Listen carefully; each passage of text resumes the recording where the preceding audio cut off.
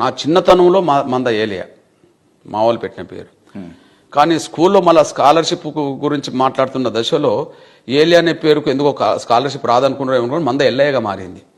Okay, same time మంద ఎల్లయ్య పేరు నేను మళ్ళీ పెరిగి కొంత ఉద్యమంలో పీపుల్స్ వార్ అండ్ అటు బ్యాక్గ్రౌండ్గా ఉన్న దాంట్లో పనిచేస్తూ కొంత అండర్ గ్రౌండ్కి వెళ్ళిన సమయంలో నా పేరు అండర్ గ్రౌండ్ ఏరియాలో మంద కిషన్గా మారింది. మంద కిషన్గా మారిన పేరు అంతిమంగా మంద కృష్ణమాదిగా మారింది. చర్చిలో ఒక పేరు ఉంటుంది, ఆఫీస్లో ఒక పేరు ఉంటుంది. కొంతమందికి చాలా మంది చదువుకున్న ఎదవలు ఉన్నారు ఇక్కడ. టీచర్ ఉద్యోగాలు చేసి ఆఫీసర్ ఉద్యోగాలు చేసే పనికి మాలిన ఎదవలు ఉన్నారు ఇక్కడ. ఆ కులం ఉంటుందంటే రాయితీ వస్తుందంటే వాడికి ఆఫీస్లో ఒక పేరు ఉంటుంది, చర్చిలో ఒక పేరు ఉంటుంది. వాడికి దానికి కూడా అంతే. సార్ మర్యాదలాగా మాడుతున్నావు అంటాడు. మర్యాద ఏంటో చెప్పు తీసుకొని కొడతాను నిన్ను. చెప్పు తీసుకొని తెలియదంటారా నీకు? మందకృష్ణ మాదిగ అంటే నిజంగా ఏదో మాదిగులకి మెయిన్ క్యాండిడేట్ అనుకున్నానండి. ఏలీ నుంచి వచ్చాడు, ఆ గ్రహాంతర వాసి అనుకోలేదండి.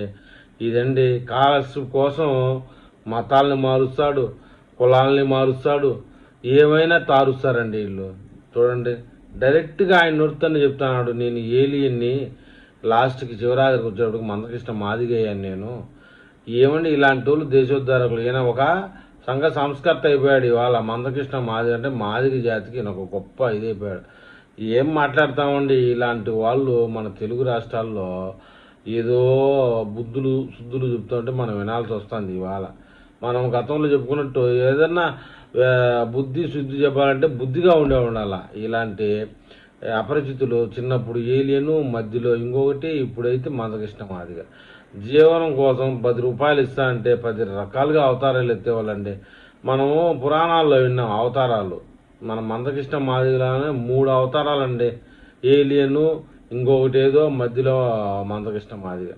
ఏం మాట్లాడతామండి, ఇలాంటి వాళ్ళ సందన మన తెలుగు రాష్ట్రాల్లో రాజకీయాలు నలిగి నాశనం అయిపోతున్నాయండి.